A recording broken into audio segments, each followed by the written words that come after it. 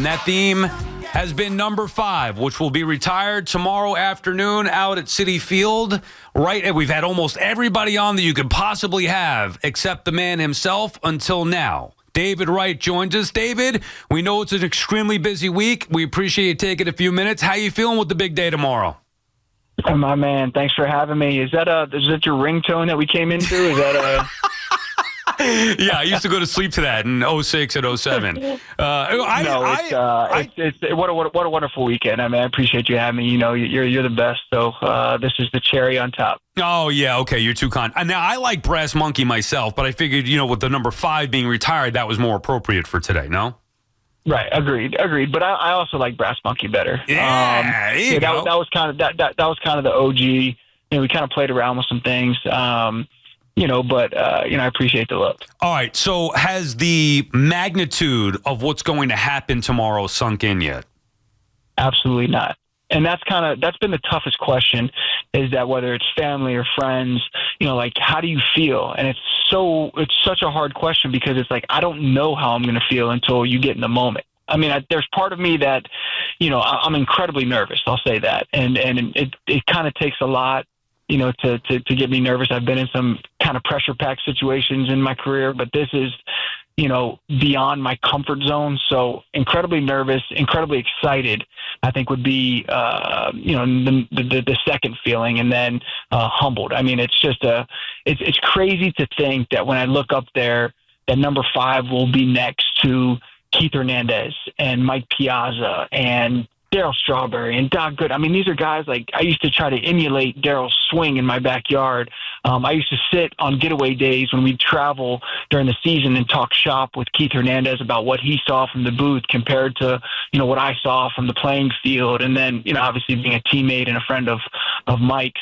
And then to cap it all off next to, Mr. Seaver. I mean, it's just like, it's this crazy moment where, I think I mentioned this before, that, I feel like it's going to be like one big prank, like where, Howie's up there about to introduce me, then he'll look at me and be like, gotcha, and everybody will laugh. And I mean, it's just like, it's this surreal feeling.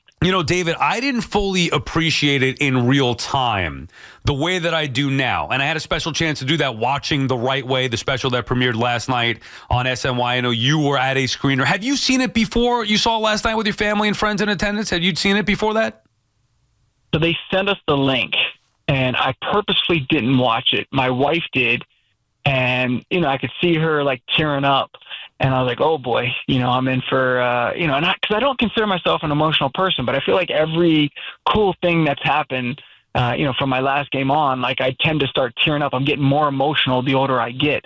So I purposely did not see it. My parents watched it. They raved about it. Molly, my wife, watched it, raved about it, but that was the first time I had seen it at the screening. It was fantastic, and I got a little chance to see Joe Krause and SNY did a tremendous job with it. They talked to a ton of different people, obviously yourself, your family included, but it gave me a different appreciation for not just your career, but your life. And you could talk about your number being up there with Keith and Doc and Darryl, but when I think of the New York Mets, David, all these years later after watching that, for me, it's the franchise, Tom Seaver, and it's you. And you're the only one of them, including Seaver, that has played their entire career with the Mets. That has to mean something extra special to you. I mean, somebody asked me earlier, like, what's the greatest accomplishment, that you could say post-career? And for me, it was, starting as a Met, ending as a Met. And, for me, it's this mindset of once a Met, always a Met. And I think that it means the world to me. And I think that that's what resonates mostly with the fan base. And that's why we have such an organic relationship and such a special relationship, is that, you mentioned documentary. My father was a police officer. My mother drove our school bus. I come from a very blue collar, bring your lunch pail to work type community.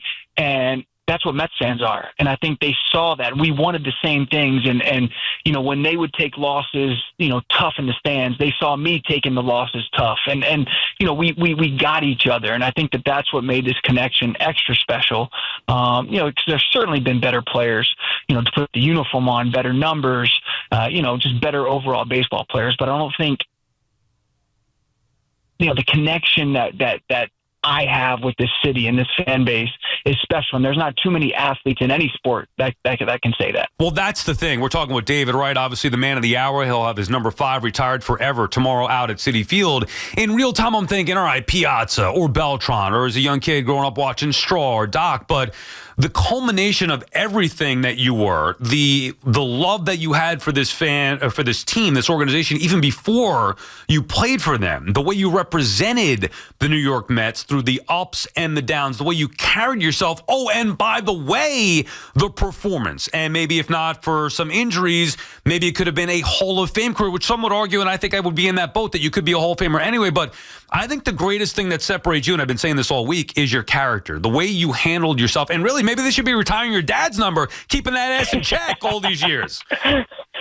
Well, that's funny because that's, I think you mentioned in the documentary, but I can remember like it was yesterday. We went to, he was still an active police officer, and they invited me to this, I'm not sure what it was, a luncheon or something, and they were asking us questions, like me, baseball questions, and then finally somebody asked my dad, how'd you raise a Major League Baseball player? And he kind of thought for a second, and I thought he gave the best answer that anybody could give. He goes, I never thought about raising a Major League Baseball player. I've thought about raising a good person. And that's kind of stuck with me. And they would be the first ones. I typically, in the off season, I'd go back to Virginia, and that's where I kind of regrounded myself each off season, is that, I'd start really feeling like that the celebrity aspect that can come along with being a New York Met or a New York athlete. And I'd get home and I'd start kind of, maybe treating people a little different or carrying myself a little different. And my dad and my mom and my 3 brothers would immediately chop me down and not allow me to do that. So, I'm very, very thankful for that. All right, let's go over some specific moments. There's a ton I want to get to here. We're talking with David Wright. First home run at Citi Field. I remember being there. Was a huge deal. Brand new ballpark. And that year, I'm thinking you're going to win the MVP. I really doubled down, triple down, whatever. Wright's going to win the MVP. And waiting for those big moments. Down 3 runs. You hit the big 3-run homer to tie the game. The ballpark was going nuts. Obviously, it didn't work out the way that we thought with that ballpark not really being a great fit for you. But take me through that. Well, you can't win the MVP hitting 10 homers? My fantasy team was a bust. What happened there, David? Actually, we were just talking about that with Satin before. We had your buddy Josh Satin in studio for a couple hours, and he was saying, like, the frustrating thing could be you hammer the ball, you do everything the right way, hitting it to right center field, and it's an out. So then that 0 for 1 can hang with you, turn to 0 for 2, whatever. But that moment, though, you still had a great moment in Citi Field. It's history. Hey, other guys will hit home runs in the World Series. Nobody's ever going to hit the first home run in Citi Field. Take me through that. Or the first home run in Citi Field history. Well, I got both those. Well, that's what I'm saying. The first home run in Citi Field history from a Met perspective, that was a big moment with that new ballpark.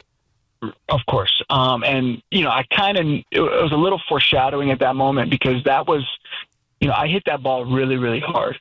And, I didn't typically like to pimp things too much, but I kind of pimped that one because I knew I got it.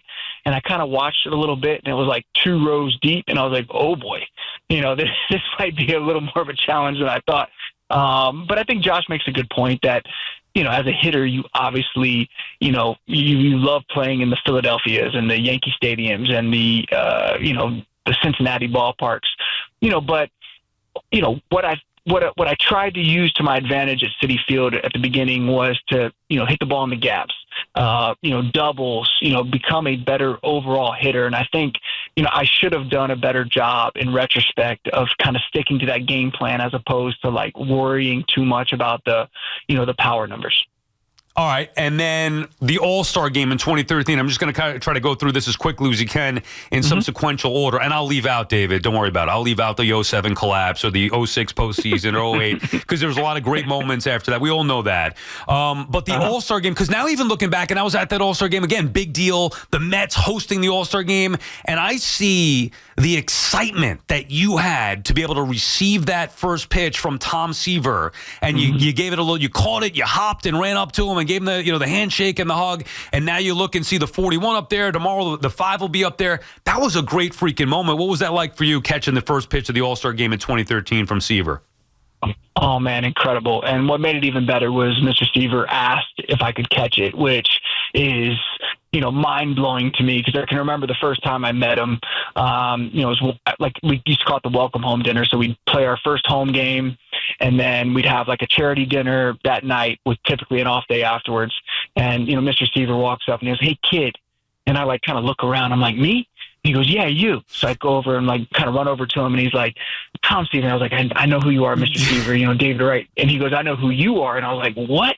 And I thought it was like so cool. And then he goes, "And I just want to tell you, between the two of us, we have 311 wins." And I like had to think about it for a second. I was like, "You're right, Mr. Seaver. We do have 311 wins between the two of us." And he started laughing. And we actually formed a tremendous relationship where he would randomly call me, or when he was in town doing something, he'd ask if I could meet for lunch, and we'd just talk shop and talk life, away from the baseball field. And it became this really cool relationship that has now grown into, the entire Seaver family. And one of my biggest regrets is, Mr. Seaver used to invite me to his vineyard each year after the season. And I was young and didn't know anything about wine and didn't drink wine. And I always kind of not made up something, but found a reason not to go. And I wish I would have taken him up on that offer. Oh, man, that's tough to hear, Dave. Come on, man. I know. You ever have the bottle of his wine? I think TC maybe has one. I want to get one myself. The bottle of Seaver wine there. I was waiting to get it and maybe pop it during the Mets World Series win, but we haven't had that happen in quite some time. Yes. So for big occasions for me and my wife, I've become a wine drinker. So for big occasions now, which the wine is terrific, but just as importantly are the, when we break open a bottle, I'll start thinking of, different memories with Mr. Seaver or his family, or, different cool Mets moments. So we tend to break out a bottle on special occasions, which is, for me, kind of comes full circle from not knowing anything about it and, being so excited to meet, Mr. Seaver, to now, enjoying his wine, but also, kind of reminiscing about those memories. And always having that moment, obviously, in the 2013 All-Star game. We're talking with David Wright here on The Fan. We had TC on Wednesday, and he told me something that I did not know. Obviously, we knew you were named captain. I didn't know that he wanted to name you the captain, and before you accepted, you went around to all the teammates and asked them if that would have been okay. Take me through being named the captain with that.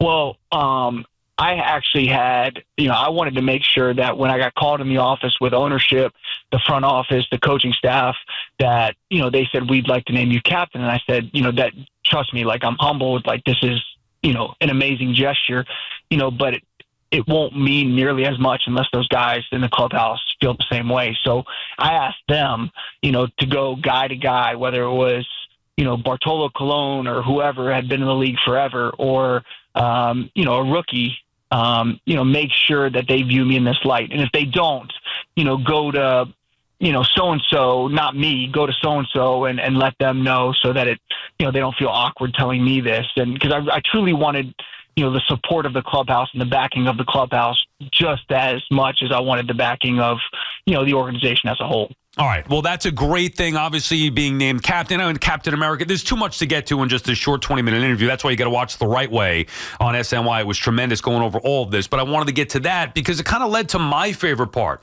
Now, 06 was great, and you talked about how at the time, the famous image of you and Reyes with the cigars and the champagne, thinking like that's the beginning, but obviously it didn't end the way that you wanted in 06 and then 07 and so on, and then dealing with the other stuff with Citi Field and some of the injuries. I thought you weren't going to bring that up. You said you weren't going to bring that up. You just brought it up again. I'm sorry. So over this conversation, you said you weren't going to bring it up, which is bringing it up, and then you brought it up again post not bringing it up. That is true. It is, unfortunately, it's part of the story, but it's part of what makes the next part, David, so rewarding. And you talked about this in the doc, where to me, even as a fan, it was more gratifying seeing you come back. Like it gives me goosebumps thinking about it. Dude, the home run you hit in Philly when you first came back, and you humble TC says, you went to him and said, "Don't put me in the top of the line, put me wherever, Skip. I just want to contribute." He's like, "You're hitting third." And then you get up there in that first at bat, and you hit maybe the biggest no-doubter of your career in Philadelphia that night. Yes, I wasn't known for, that kind of power, but that's about as good as I could hit a baseball. And I think, on a level of feeling comfortable, like the team was rolling, at the deadline, Sandy did a great job of getting a couple of third basemen, Kelly Johnson and Juan Uribe, that were playing well over at third. So I didn't want to mess anything up when I got off the DL. So I told Terry, I said, "Terry, play me against lefties, pinch hit me against lefties, hit me eighth, wherever you think that I can help this team win." And he goes, I'm glad you came in and told me that because you're hitting third tonight. And I was like, all right, well, here we go. And you know, to do that, because I stunk in my minor league rehab assignment. Like, these 18 and 19-year-old kids must have thought if they looked at the back of my baseball card, they would have said making an all-star team is easy. I should be on the all-star team because they were blowing things by me. And I was playing so poorly, in A-ball during my minor league rehab assignment. So to kind of get that good one on the barrel in Philadelphia kind of allowed me to exhale, take a deep breath, and be like, okay, I can contribute to this winning team. And then the fist pump. Murph talked about that as being his favorite David Wright moment. We had Murph on earlier where you scored from first against the Nationals, that euphoric fist pump. I'm sure there was a lot of emotion, not just in that game itself, but all the work that you had to do to come back from injury to get back in there. So, yeah, that was really neat in that, my back was obviously like bothering me, and I didn't know day to day how my back was going to respond to playing. And I hadn't really, like, in these minor league games, you kind of exert yourself to the point where you know that your body can handle it. You never overexert it, and just as a protective measure. And that was kind of the first time that I can remember, a big situation. Cespedes hits it in the gap in right center, and I'm on first base, and I was like, I got to score. Like, this could ice the game here. So I really, like, took it into that final gear that I had, which I hadn't done before.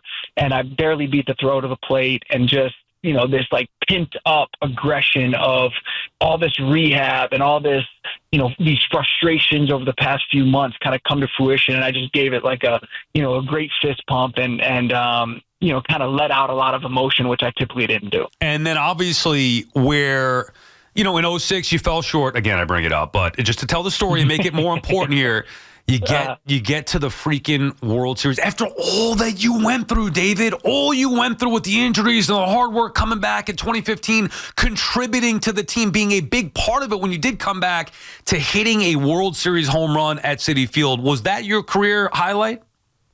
Yes, no doubt. I mean, because it's every kid's fantasy to be in their backyard and have their dad or grandfather, whoever, pitching to them and pretending it's the World Series, and then the wiffle ball comes in and whack, I get to hit a home run in the World Series, and to be able to live that out in real life, especially knowing that in the back of my mind that the end was kind of near for me physically. Very rarely as an athlete do you get to soak in the moment. It's always on to the next challenge. And I remember myself rounding the bases at Citi Field and like kind of looking up and telling myself, soak this in, because there's a good chance, not only is this going to be one of your favorite moments of your life, but you're probably never going to get this opportunity again. So I remember looking up at the crowd and then looking up at my family where they were sitting in the seats and just trying for a split second to just soak it in. One thing that I learned from watching the documentary, The Right Way, you could catch it on SNY, was that I don't want to say that there was regret. You might have used that word, but there seemed to be at least a little sadness and maybe some regret about the play that you got injured on, because you played all out all the time, which is one of the reasons why you were the player that you were and one of the reasons why Met fans loved you. But thinking in the moment, and it's a logical thought, like, hey, maybe if I didn't one time play all out, and what's the big deal? The run scores, and maybe I'm able to have a Hall of Fame career or play 4 or 5 more years, whatever it may be. Take me through the thought process there. And when did it hit you that was the case? Because you were just going pedal to the metal your whole career. Then that injury happens, and then maybe some regret on that one play with Carlos Lee trying to run and tag him at third. Yeah, I mean, I always took a lot of pride in playing hard and having a sixth sense, because as I mentioned, I wasn't nearly as talented as a lot of teammates and opponents that I played with and against, but I felt like my sixth sense on a baseball field was, pretty upper tier. So I always proud, I was proud of being in the right place at the right time.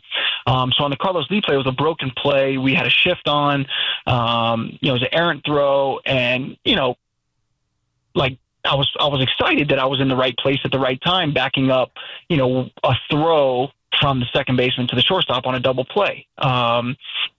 If I had just stayed at third base, maybe that ball rolls in the outfield, Carlos Lee probably scores, and we give up one run. Is that the end of the world? Maybe, maybe not. But in the moment, it's the end of the world. It's every run is life or death. And I remember a coach pulling me aside. I had a play in Seattle. Pedro was pitching. I think it was in 05. and Raul Bañez hit a pop-up into foul territory, and like I jumped in the stands, caught the ball, and hit my side, and I had this bruise from like my rib cage down to my ankle from landing on a chair. And a coach pulled me aside and is like, David, you can't play this way. You're not going to have a long career. And I honestly told him, I was like, I don't know how to not try to catch the ball. You know what I mean? Like, if the ball's there, I'm going to try to catch it. And the Carlos Lee plays the same thing. You know, in retrospect, if I could have, you know, taken one play off and said, you know what, let it go into left field and let Carlos Lee score, you know, could I sign up for that right now? Of course. You know, I probably would do that. But, you know, the mindset of, you know, playing third base and trying to win every ball and every out kind of overcomes mentally what you're thinking a lot of times. And I took a lot of pride in that. And I think even from a fan's perspective, a lot of times looking back on your career, it was, man, what could have been or what if? But in reality, it should be what was. I mean, you played in the World Series, you hit a home run in the World Series, you won Gold Gloves, you had the individual statistics, and now here we are, David, culminating your career with having your number 5 retired as the only New York Met ever to have his number retired that played his entire career. Hey, maybe it could have been Hall of Fame, maybe it will one day, who knows? But you know what? You've had a damn good baseball life, and I think it's a very happy ending for your career. Oh, I mean, you know, if I would have laughed at you, and, you know, I probably would have gotten the biggest chuckle of all time if you would have told me, geez, if you would have told me when I was 21 that we'd be having this conversation right now. But surely if you would have told me when I was 15, 10 years old that, you know, we'd even be discussing this right now, I would have told you you're crazy. So, you know, it's for me, the goal was always, there wasn't all-star games. Obviously, it's to win a championship. It wasn't all-star games. It wasn't Gold Gloves. The goal for me was to try to maximize my potential, like reach my ceiling. You know, in scouts terms, you always have a floor and a ceiling. I wanted to reach my ceiling, and it wasn't because of talent. There was some God-given talent there for sure, but it was because of work ethic. It was because of desire. It was because I wanted it more. When I took the field, I always put my head down before I took the field for the first time, and I'd tell myself, didn't matter who we were playing against. You know, you name the Hall of Fame player. We could be playing against Babe Ruth for all I care. I would say, you know what? Be the best player tonight. You're the most prepared player out here tonight, and you want it more than anybody else here tonight. And that was kind of the little pep talk I gave to myself before every game. And I'm told that talent, unfortunately, does not transfer over to the golf course where Satin and Murph own you and Zimmerman. Is that accurate? We try to, you know, with my bad back and all, we try to figure out like a couple rounds a year, and Murph and Satin have been taking it to us. Now, let me tell you this. They won't play us straight up. They ask for strokes. So that just means that they're probably the biggest sandbagger cheaters that don't put in their good scores to get a real index. So, you know, you can tell Satin and Murphy both that. Yeah, David, you're the man. Best of luck tomorrow. Look forward to being on hand. Everybody's going to be out there excited for it. Well-earned, well-deserved honor. Can't wait for it. Congratulations, David. Thank you for your time. You're the best. Thanks for having me. That was a lot of fun. David Wright, he is the man. What a week we've had.